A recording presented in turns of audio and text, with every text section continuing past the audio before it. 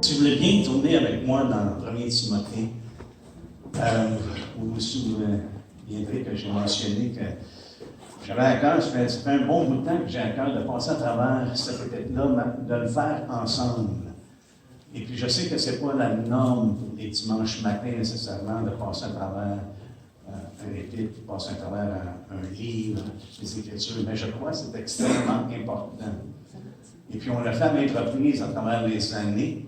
Une fois de temps en temps, on prend un livre et puis on l'examine ensemble. Qu'est-ce que le Seigneur nous dit à travers les paroles qui sont écrites? Et je crois qu'en regardant et en examinant ce que Paul dit à Timothée, il y en a où vous allez être extrêmement, je crois, encouragés. Il y en a d'autres, peut-être vous allez être frustrés, peut-être même vous allez être fâchés. Mais j'ai appris une chose à travers les années. Si le Seigneur Jésus, lorsqu'il a parlé, des fois ça rendait les gens mal à l'aise, ou même ça frustrait les gens au point qu'ils étaient prêts à le lapider. Je sais que ceux qui ont prêché après lui également ont vécu la même chose. Je ne me fais pas d'idée que lorsque je partage ou je prêche la parole de Dieu, que tout le monde va recevoir ce que la parole de Dieu dit. Ou ce que je communique à travers la parole de Dieu. Je ne me fais pas d'idée là-dessus, mais j'espère que dans l'ensemble, que vous allez recevoir ce que le Seigneur nous dit. Amen. Alléluia. Donc, on va commencer ce matin, Seigneur, en te demandant, ça a déjà été fait, mais moi je te demande personnellement ton aide. Je te prie, Seigneur Dieu, que tu gardes ma bouche afin que rien de moi-même sorte, mais que ce soit vraiment par la directive de ton esprit, que ce soit lui, Seigneur Dieu, qui nous enseigne tous, parce qu'on désire grandir en toi, on désire te connaître davantage, mais on voit la nécessité de plus en plus, en avançant, qu'on voit, Seigneur, il y a tellement de choses qui se passent en ton nom, mais qui ne tiennent pas la route, qui ne sont pas fondées nécessairement dans ta parole. Donc, on veut s'abstenir de ces choses-là et vraiment regarder à toi et être attentif à toi. On te remercie ce matin de prendre charge, Seigneur, de notre rencontre, de notre temps ensemble dans ta parole. Je te le demande en ton saint nom. Amen. Amen. Donc, je pense que pour ce temps que nous allons passer dans 1 Timothée, le thème général, on pourrait dire, c'est de garder le dépôt. Garder le dépôt. Paul a donné ce message-là, a communiqué à Timothée cette lettre-là, parce qu'il y avait des choses à lui mentionner. C'est un dépôt. Il y a 3 raisons principales pour ma part que j'ai ressenti le besoin d'aller passer à travers cette lettre-là. Premièrement, parce que c'est un dépôt d'instruction fondamentale. Et c'est un dépôt d'instruction fondamentale. C'est des directives doctrinales de conduite que Paul donne à Timothée. Comment agir? Si vous voulez bien tourner avec moi dans 1 Timothée 3, je vais juste vous lire une couple de versets ici. Et puis, je pense qu'il est important qu'on entende ce que Paul dit à Timothée ici. Et qui s'applique à nous. Il dit, je t'écris ces choses. Paul, ici, donne la raison pour laquelle il écrit.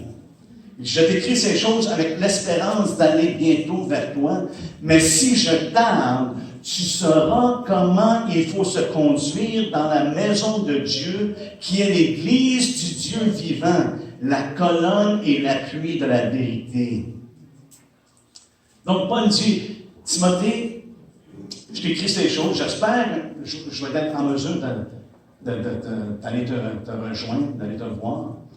Mais entre-temps, tu vas savoir comment est-ce que tu dois te conduire. Tu sauras comment il faut se conduire dans la maison de Dieu. C'est des instructions afin qu'on sache comment nous pouvons nous conduire dans la maison de Dieu. Comment est-ce que la maison de Dieu opère? Hein? C'est ce que Paul dit. Et il parle, il dit, c'est l'Église de Dieu. La colonne et l'appui de la vérité. Parce que l'Église, dans le monde dans lequel nous nous trouvons, vraiment, est le moyen à travers lequel Dieu fait connaître la vérité dans un monde qui est complètement perdu. Nous sommes la colonne, l'Église est la colonne et l'appui de la vérité. Donc, on doit être dans la mesure de connaître qu'est-ce que Dieu nous dit. Mais premièrement, on doit appliquer ce que Dieu nous dit ici même, en étant son corps, en étant sa maison. Comment est-ce qu'on fait les choses? Comment est-ce qu'on se conduit en tant qu'Église? Je pense que ça communique une couple de choses. Ça veut dire que ce n'est pas un free-for-all. Hein, où ce que chacun fait comme bon lui semble. Allez avec moi dans Deutéronome 12. Ce qui est intéressant ici, c'est que Moïse va rappeler au peuple d'Israël qu'il y avait un temps que les gens faisaient pas mal ce qu'ils voulaient. Mais lorsqu'il a mis le temps pour la maison de Dieu, où ce que Dieu éventuellement allait établir son nom à Jérusalem, à Juda, dans ce temps-là, eux, ils ne savaient pas, mais Moïse leur dit, ils vont venir un temps où ce que Dieu va mettre son nom à un endroit. Et c'est là où vous allez avoir à aller. Regardez ce que ça dit à partir du verset 4. Vous n'agirez pas ainsi à l'égard de l'Éternel votre Dieu. Il parlait des idoles et des choses comme ça. Mais il dit, vous le chercherez à sa demeure et vous irez au lieu que l'Éternel votre Dieu choisira parmi toutes vos tribus pour y placer son nom. C'est là que vous présenterez vos holocaustes, vos sacrifices, vos dîmes, vos prémices, vos offrandes, en accomplissement d'un vœu, vos offrandes volontaires et les premiers-nés de votre gros et de votre menu bétail. C'est là que vous mangerez devant l'Éternel votre Dieu et que vous et vos familles vous ferez servir à votre joie tous les biens par lesquels l'Éternel, votre Dieu, vous aura béni. Vous n'agirez donc pas comme nous le faisons maintenant ici, où chacun fait ce qui lui semble bon. Donc ici, il allait y avoir une transition. Il allait y avoir une transition où ce que Dieu allait établir sa maison, où ce que Dieu allait mettre un endroit où ce que son nom allait habiter, et ce que le peuple de Dieu allait se joindre ensemble et d'un commun accord l'adorer et se réjouir devant lui. Mais le Seigneur, dans le Nouveau Testament, ce n'est pas une place physique, dans le sens que son Église, c'est lorsque 2 ou 3 se réunissent ensemble. Mais c'est sa maison. Dieu considère que c'est sa maison. Nous sommes son temple, son édifice, là où il habite par son esprit. Et nous sommes une habitation de Dieu en esprit. Dieu est donc ici parmi nous. Et on doit être continuellement conscient de ça. Nous sommes la maison de Dieu. Mais ici, qu'est-ce qu'on voit dans Deutéronome, c'est que dans le passé, les gens faisaient ce qui leur semblait bon. Mais on sait que ce n'est pas toujours bon, ce que les gens pensent, n'est-ce pas? C'est dans Nombre, si vous voulez, on va aller dans Nombre 15. On se rappelle également que, parce que les gens ont fait ce qui leur semble bon, pendant qu'ils attendaient Moïse, qu'est-ce qui est arrivé? Ça leur semblait bon de faire un beau, n'est-ce pas? Fais-nous un Dieu qui nous a fait sortir du pays d'Égypte. Et là, ici, Moïse leur a donné des instructions vraiment précises pour avoir un temps ce que Dieu va établir sa maison. Mais maintenant, le temps est venu où ce que Dieu a établi sa maison sont l'Église. Et nous faisons partie de cette Église-là. Mais Paul dit qu'il y a une manière de se conduire. Et je veux que tu saches, tu sauras comment te conduire dans la maison de Dieu. On ne fait pas ce qu'on veut. Et on ne fait pas ce qu'on désire. On sait que l'esprit et la chair sont à l'opposé, afin qu'on ne fasse pas ce qu'on veut. Et regardez ce que Moïse a dit justement dans Nombre 15. Nombre 15 au verset 39. On peut commencer au verset 37. Il dit, parle aux enfants d'Israël. C'est l'Éternel qui dit à Moïse, parle aux enfants d'Israël, qu'ils se fassent de génération en génération une frange au bord de leurs vêtements et qu'ils mettent un cordon bleu sur cette frange du bord de leurs vêtements. Quand vous aurez cette frange, vous la regarderez et vous vous souviendrez de tous les commandements de l'Éternel pour les mettre en pratique, et vous ne suivrez pas les désirs de vos cœurs et de vos yeux pour vous laisser entraîner à l'infidélité. Il y avait un moyen, Dieu a établi un moyen pour eux de se rappeler continuellement des commandements de l'Éternel. Dieu nous a donné un moyen pour se rappeler continuellement de ce qu'il nous a dit. Il nous a donné une parole, et Paul parle d'une parole qui est certaine. Et c'est une chose qu'il voulait communiquer à Timothée, afin que Timothée puisse la communiquer à d'autres personnes et avoir des gens fidèles qu'eux-mêmes le communiquent à d'autres personnes. Donc, on ne veut pas suivre les désirs de nos cœurs ou de nos yeux. Parce que souvent, ce qui arrive, c'est ce qui est arrivé avec les enfants d'Israël, ça mène à la dérive. Ils se sont laissés entraîner à l'infidélité et le veau d'or est définitivement un exemple de ça. Malheureusement, de nos jours, je crois que même l'Église, aujourd'hui, a des veaux d'or. Pourquoi? Parce qu'on ne suit pas l'instruction qui nous est clairement donnée dans les Écritures. Ce qui nous a été donné par l'Esprit de Dieu. Mais on suit plutôt nos désirs et nos yeux. On regarde les choses. On a juste besoin de regarder comment est-ce que l'Église aujourd'hui fonctionne.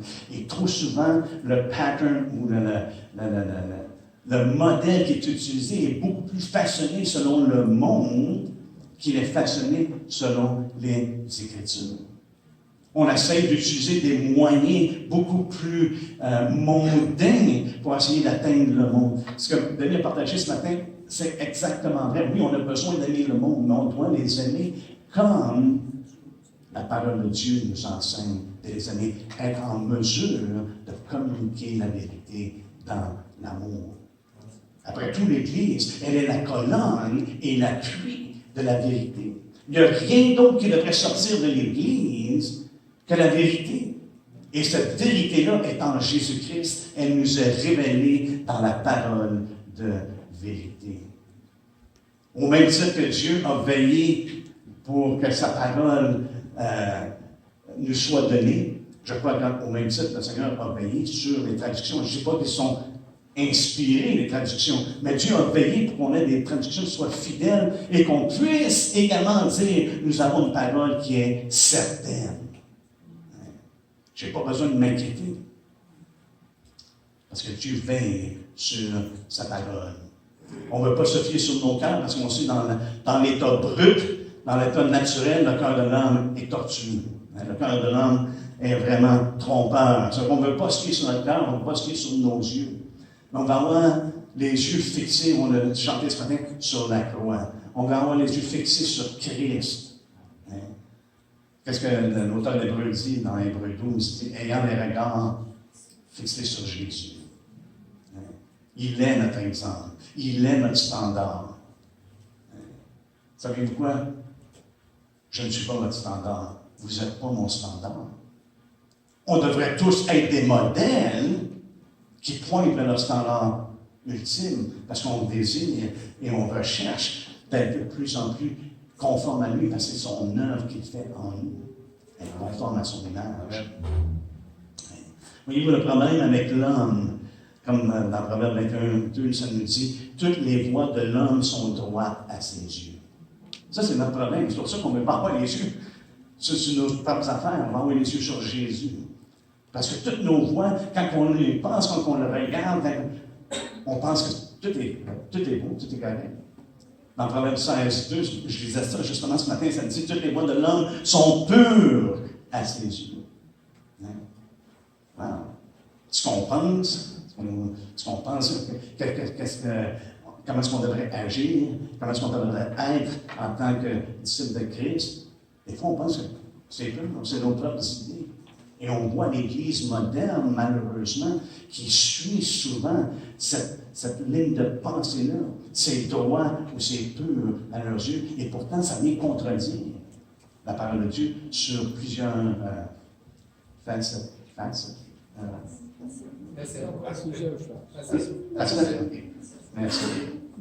Amen. Donc, c'est un dépôt d'instruction fondamentale dans 1 Timothée, je crois, de doctrine, des directives de conduite. Deuxième raison pour laquelle on a à cœur de regarder ça ensemble, c'est parce que c'est un dépôt de formation pour Timothée. Timothée est un enfant légitime, on pourrait dire, de Paul. Mais c'est un dépôt de formation afin d'être un bon ministre de Jésus-Christ. Regardez ce que ça dit au chapitre 4, verset 6. C'est juste pour vous donner les raisons ce matin que je communique avec vous ces choses-là. Les raisons pour lesquelles je crois qu'il est important pour nous d'examiner ces choses-là. Et particulièrement pour moi, quiconque est appelé à proclamer la parole de Dieu. Ça dit, en exposant, au chapitre 4, verset 6, en exposant ces choses aux frères, tu seras un bon ministre de Jésus-Christ, nourri des paroles de la foi et de la bonne doctrine que tu as exactement suivies. Ce n'est pas simplement de communiquer la doctrine, mais c'est de vivre, de suivre cette doctrine-là que nous avons reçue de la part du Seigneur. Donc, il dit à Timothée, il dit, Timothée, ce que je dépose, c'est pour te former afin que tu sois un bon ministre. Parce qu'il dit, en exposant ces choses, ce que je suis en train de t'enseigner, qu'est-ce que je suis en train de te communiquer, ce que tu exposes, en exposant ces choses-là, tu seras un bon ministre de l'Évangile. Les choses qui sont bonnes, les choses qui sont plaisantes, et les choses qui sont moins plaisantes. Parce qu'on voit justement dans la lettre de Timothée, il y a des choses que des fois les gens n'aiment pas entendre, spécialement de nos jours. Pourquoi? Parce qu'il y a une mentalité qui est venue complètement remplacer vraiment ce que Dieu a institué dès la création. Et il y a aujourd'hui une attaque spécifique concernant ce que Dieu a déclaré. Ça l'a toujours été, et je le fais mention souvent à maintes reprises. Dès le point de départ, l'ennemi a mis un doute. Il a mis en question ce que Dieu a dit et ce que Dieu a fait. Et ça ne change pas, ça prend différents vêtements, on pourrait dire différents déguisements, mais ça ne change pas. À la racine de ces choses-là, c'est toujours la même chose. D'emmener, de questionner Dieu, de mettre en doute ce qu'il a dit, c'est vraiment ce qu'il voulait dire. Et pourtant, la parole de Dieu est claire. Je crois qu'il y a des choses qui sont difficiles. Aucunement. Même Pierre a dit, concernant Paul, il écrit des choses qui sont parfois difficiles à comprendre. On doit l'admettre. Et c'est des choses qui sont véritables. Mais en grande partie, frères et sœurs, je crois que ce que Dieu communique est clair. On n'a pas besoin d'avoir un PhD, un degré en doctorat en théologie pour comprendre ce qu'il nous dit. Même sur le comptage, je crois qu'il adresse souvent les simples. Il adresse les choses qui ne sont pas considérées. Regardez qui il a choisi. Qui il a choisi? Des personnes, des pécheurs. Il a même choisi des traqueurs.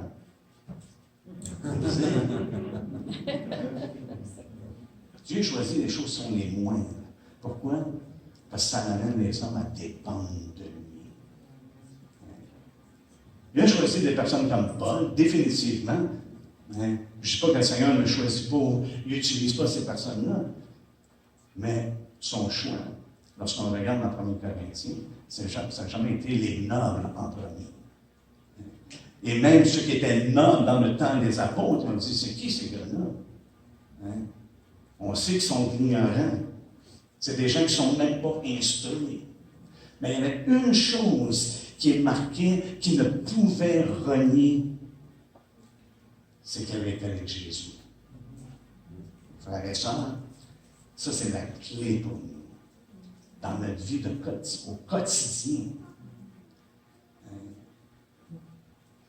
c'est que nous sommes trouvés à être avec Jésus. Il y avait une annonce que je suis supposé faire. Si vous entendez des chuchotements, c'est parce qu'il y a de la traduction qui se fait en arrière. Okay? Désolé d'avoir manqué ça. Donc, c'est un dépôt de formation. Troisième raison pour laquelle je crois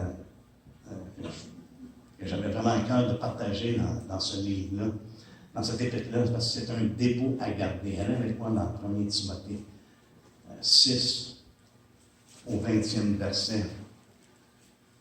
Ça nous dit, ô Timothée, là il conclut, il finit sa lettre, il dit, ô Timothée, garde le dépôt. Garde le dépôt, Timothée. C'est comme Paul dit, j'ai investi, ce que le Seigneur m'a donné, je l'ai investi en toi. Garde le dépôt. Et quel est le type de dépôt que Paul a déposé? C'est un dépôt à garder. C'est un dépôt à tenir sous la garde. Faire attention. On ne veut pas que personne prenne ce dépôt-là. C'est un dépôt à préserver, à protéger. Mais quelle sorte de dépôt que Paul a fait? Il y a un dépôt de la saine doctrine. Un dépôt de paroles certaines. Et c'est des choses qu'on va voir ensemble. Un dépôt de paroles de la foi et de la bonne doctrine.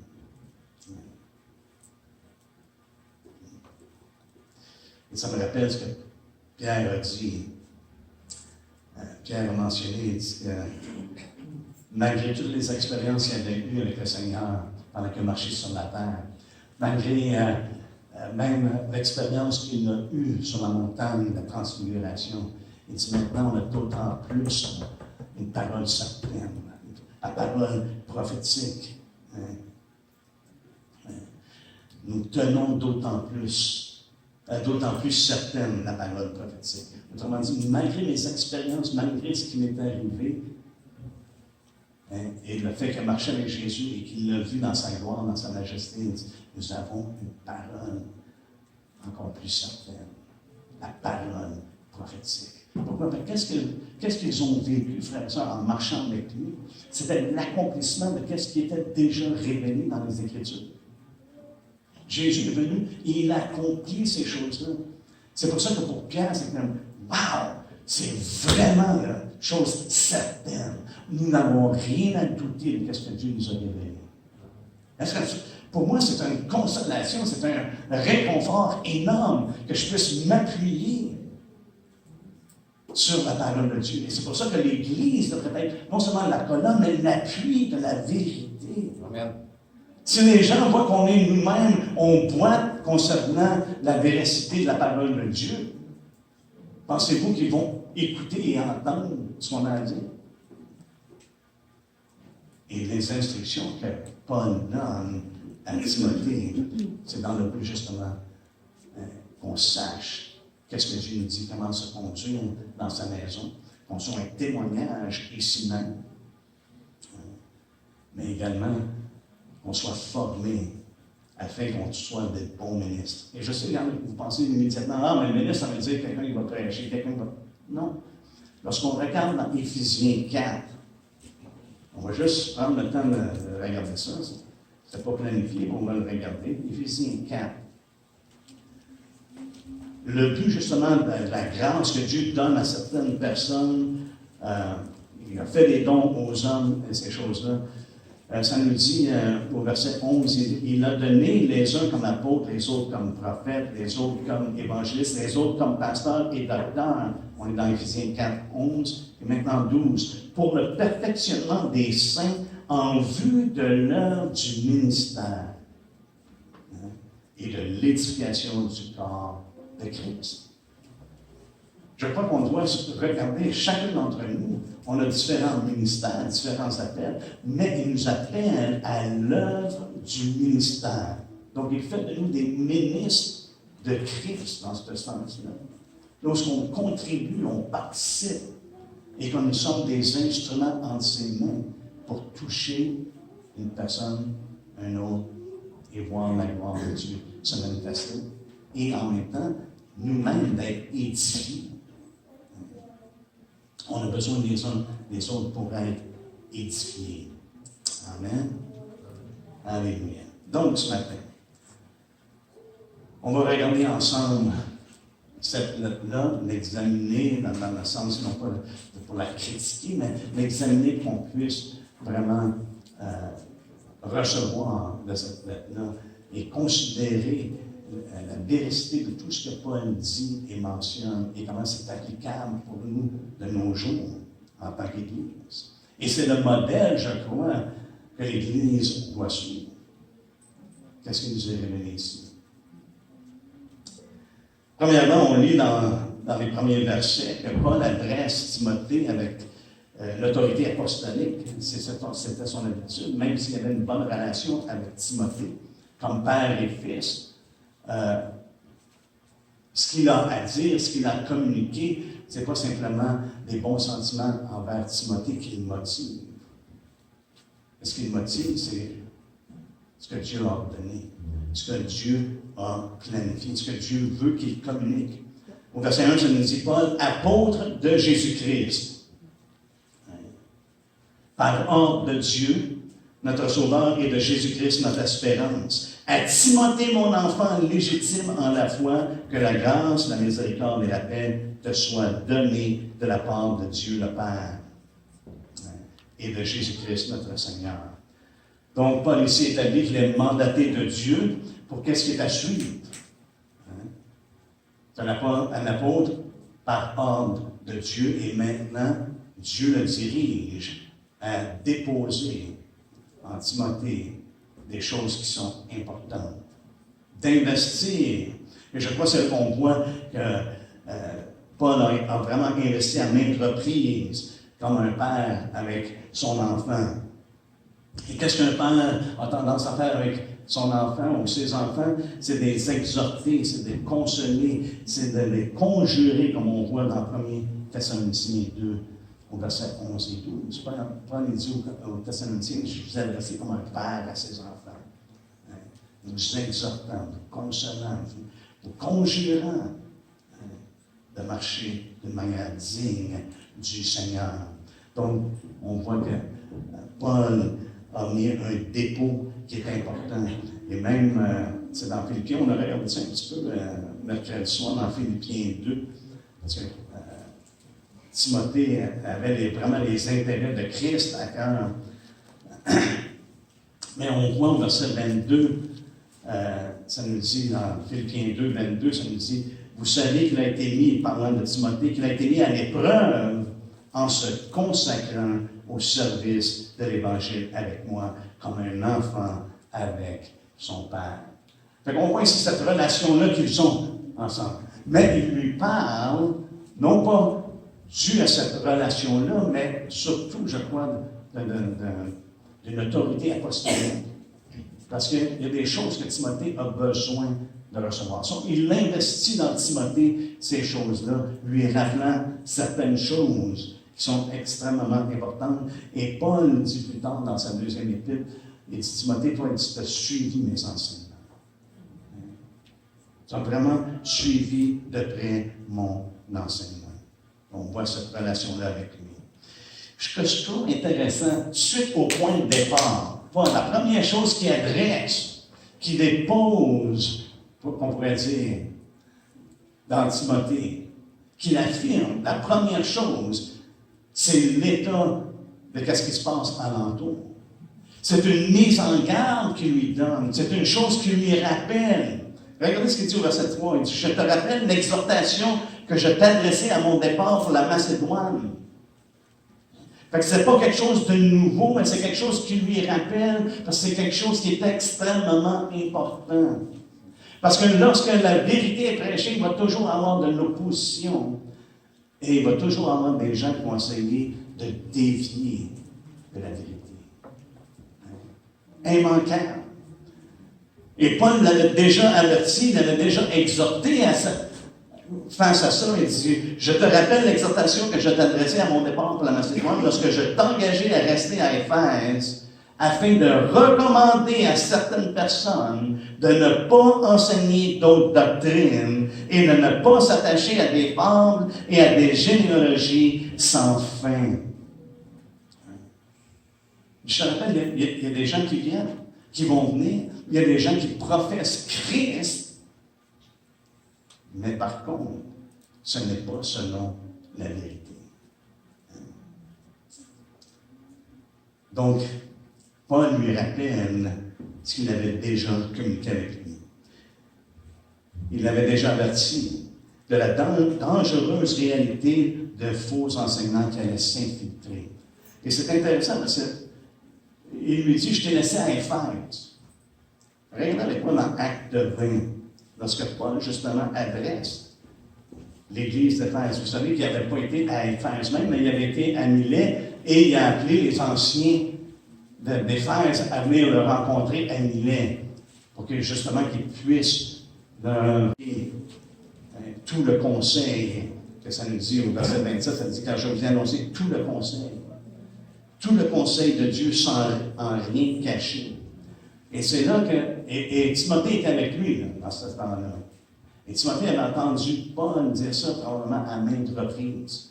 Mais il a dit aux anciens, Paul dit aux anciens d'Éphèse, il dit, « Prenez garde à vous-même et à tout le troupeau sur lequel le Saint-Esprit vous a établi évêque. » Là, c'est quelque chose de très précis. Paul adresse et dit, vous n'êtes pas évêque parce que vous avez choisi d'être évêque. Vous êtes évêque ou ancien parce que l'Esprit de Dieu vous a établi évêque. Pour prendre l'Église de Dieu qui s'est acquise par son propre sang, je sais qu'il s'introduira parmi vous, après mon départ, des loups cruels qui n'épargneront pas le troupeau et qu'il s'élèvera du milieu de vous des hommes qui enseigneront des choses pernicieuses pour entraîner les disciples après eux. Veillez donc, vous souvenant que durant 3 années, je n'ai cessé nuit et jour d'exhorter avec larmes chacun de vous. Imaginez-vous, Paul, pendant 3 ans, jour et nuit, il les exhorte et il les met en garde qu'il y allait avoir des personnes qui vont s'introduire, qui vont introduire des doctrines pernicieuses, des doctrines qui sont condamnables. Pendant 3 ans. Et regardez ce qu'il dit, et maintenant, il dit, j'ai fait ça avec l'âme. Et c'est ça, des fois, lorsqu'on, juste une petite parenthèse, là, souvent, il y a une réprimande qui est faite.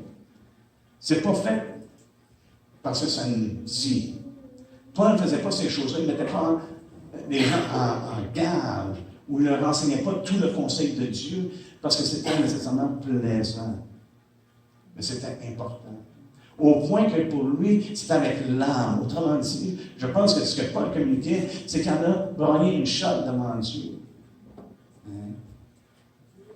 Pour la condition des choses qu'il voyait, qui s'infiltraient dans l'Église, parmi le peuple de Dieu. Et c'est pour ça qu'il met en garde qui?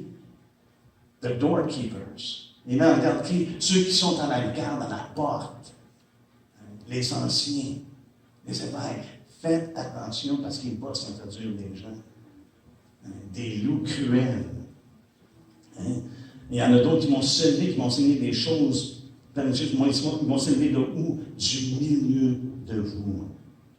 C'est pour ça que je crois qu'on a besoin d'être sur nos gardes. Et Paul rappelle Timothée de ces choses-là. Et regardez ce qu'il dit au verset 32. Et maintenant, parlons aux anciens,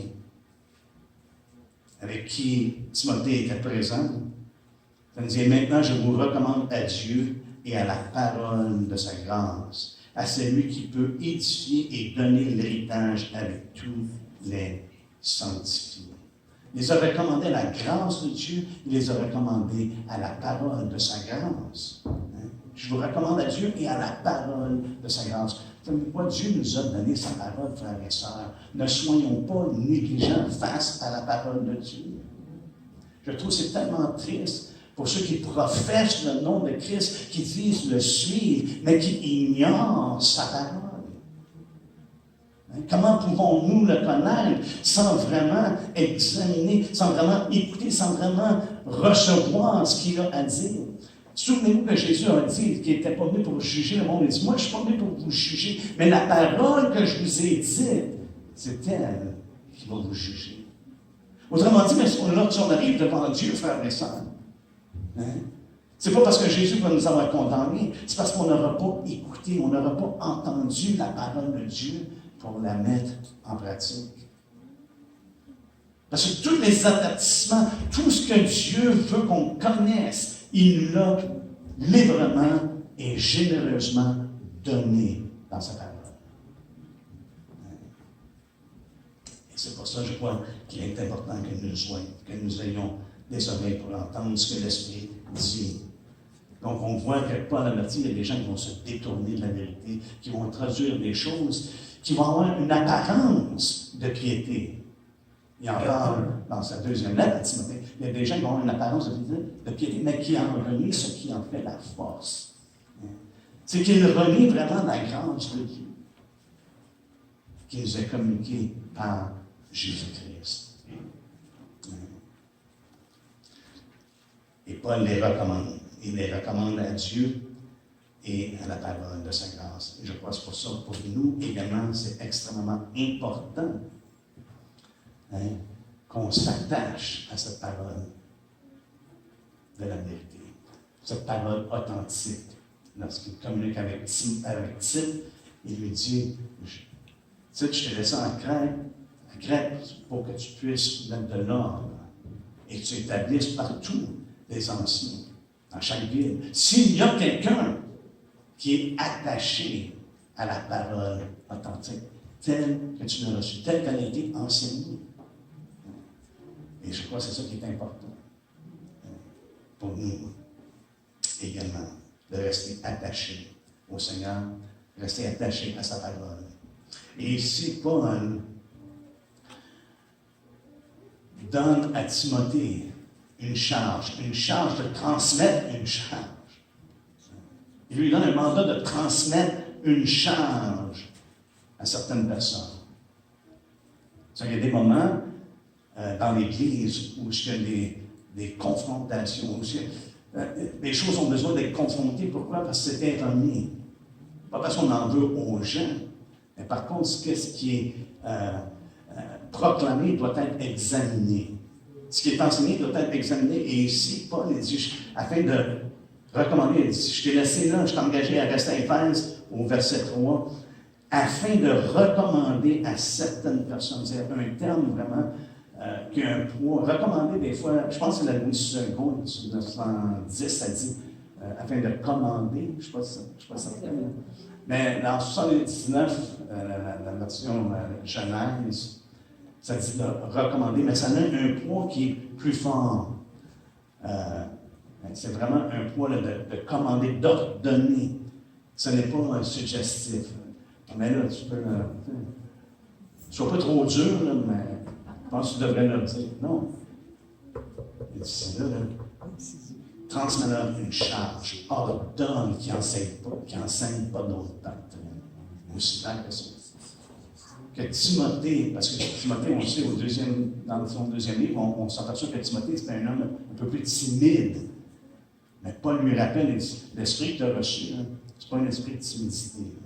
C'est un esprit de force, d'amour, de sagesse. Donc, tu es capable, par le don que Dieu t'a donné, de tenir ferme et de vraiment communiquer, de transmettre cette charge-là à ces personnes-là, de dire, non, ça, là, ça passe pas. Ça, ce n'est pas de Dieu. Ça, c'est erroné. Parce que c'est ce qu'il lui dit.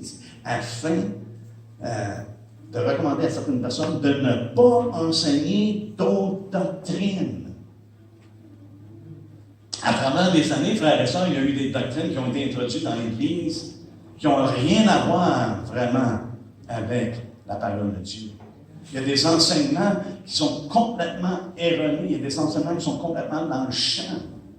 Et pourtant, qui sont vraiment continuellement présentes et continuellement poussées. Dans l'Église, les gens sont venus à les recevoir comme étant la parole de Dieu. Et c'est pour ça Je vous demanderai d'être patient. On va regarder ça ensemble. Vous avez tellement l'air sobre ce matin. Je ne sais pas pourquoi. On dirait que vous êtes plus sobre qu'à la normale. Vous pouvez sourire. La parole de Dieu remplit nos cœurs de joie. Parce qu'on aime la parole de Dieu, elle remplit nos cœurs de joie. Parce que c'est une joie de se tenir dans la vérité. Parce que lorsqu'on marche dans la vérité, on sait où est-ce qu'on va terminer. Ce n'est pas seulement de confesser la vérité, mais Jean dit, il n'y a pas de plus grande joie que de voir mes enfants marcher dans la vérité. C'est ce qui compte. Et ensemble, on veut marcher dans la vérité, proclamer la vérité. Pourquoi? Parce que nous sommes l'Église de Dieu. Nous sommes la maison de Dieu qui est l'Église de Dieu, la colonne et l'appui de la vérité. Amen. Ce n'est pas nos idées qui doivent sortir d'ici. Ce n'est même pas le modèle de nos pensées, de comment est-ce qu'on devrait faire les choses. Mais c'est vraiment, est-ce que c'est fondé sur la parole de Dieu, sur la révélation que Dieu nous donne. Pour ceux que ça fait un petit peu plus longtemps que vous êtes ici, je pense que vous savez déjà, notre désir, c'est vraiment de s'appuyer littéralement sur la parole de Dieu. Je dis littéralement parce que trop souvent, il y a des gens qui disent, c'est pas vraiment pour notre génération. Non, non. Ce que Dieu dit, c'est une parole qui est éternelle. Hein? Peut-être c'est une nouvelle pour certains, mais c'est une parole éternelle. Elle ne change pas. Hein? Elle vient de lui. Et on sait qu'en lui, il n'y a pas d'ombre de variation, n'est-ce pas? Il n'y a pas de changement. Dieu ne change pas. Sa parole non plus ne change pas. Ce que Dieu dit, c'est ce que Dieu dit. Et on ne veut pas tomber sous le piège de Satan. Que quand dans le jardin, il dit, est-ce que Dieu a vraiment dit? Hein? Là, on peut l'examiner. Et je le mentionne à maintes reprises.